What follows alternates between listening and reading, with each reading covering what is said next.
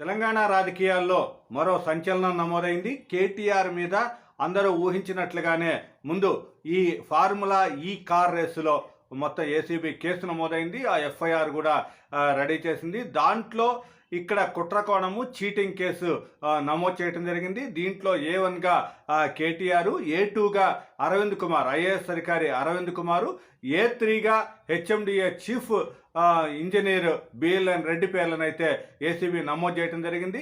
అయితే దీంట్లో మొత్తంగా 55 కోట్ల రూపాయలు గోల్మాల్ అయ్యాయనే దాని మీద అయితే ప్రభుత్వానికి నష్టం వాటిల్లనే రీతిలో మొత్తం కూడా ఈ కేసు నమోదు చేయడం జరిగింది. అయితే ఇంతకు ముందే మంత్రి పొంగులేటి శ్రీనివాసరెడ్డి కానీ మిగతా మంత్రులు మాట్లాడినట్టుగా తెలంగాణ రాజకీయాల్లో బాంబు పేలుతుంది అన్న బాంబు అయితే పేలింది. ఇప్పుడు ఎప్పుడు ఏ క్షణమైనా కేటీఆర్ని అరెస్ట్ చేయడానికి అంటే విచారణకు ఇప్పటికే కూడా కేటీఆర్ విచారణకు గవర్నర్ అనుమతి ఇచ్చాడు కాబట్టి ఇప్పటికే పూర్తి స్థాయిలో అంతా కూడా రంగం సిద్ధమైంది. ఏసీబీ కూడా కేసు నమోదు చేసి A1గా పేర్కొనడంతో దీంతో మొత్తం విచారణకు పిలిచి అరెస్ట్ చేస్తారనే వాదన అయితే వినిపిస్తుంది.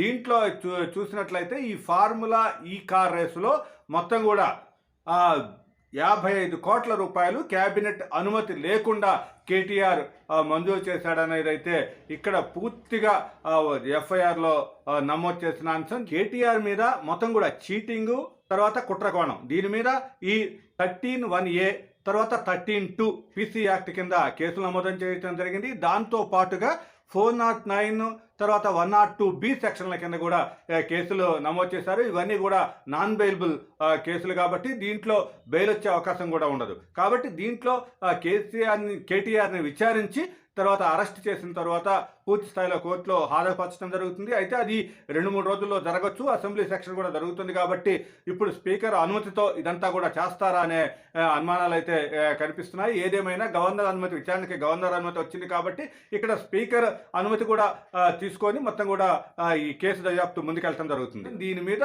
పూర్తి స్థాయిలో దర్యాప్తు అయితే సాగుతుంది. ఏ క్షణమైనా కేటీఆర్ అరెస్ట్ అవుతాడనే ఆందోళన అయితే బీఆర్ఎస్ శ్రేణుల్లో ఉంది. అయితే దీంట్లో నేను కేసులకు భయపడేది లేదు, ఎలాంటి కేసులైనా ఎదుర్కొంటాను, ఇక్కడ అసెంబ్లీలో చర్చకు కూడా దీని మీద సిద్ధమే అని కేటీఆర్ కూడా స్పందించడం జరిగింది. ఏదేమైనా కూడా తెలంగాణ రాజకీయాల్లో ఒక సంచలనంగా కేటీఆర్ పై ఒక కేసు నమోదవటం, దాన్ని ఏసీబీ కేసు నమోదవటం అయితే చెప్పుకోవచ్చు.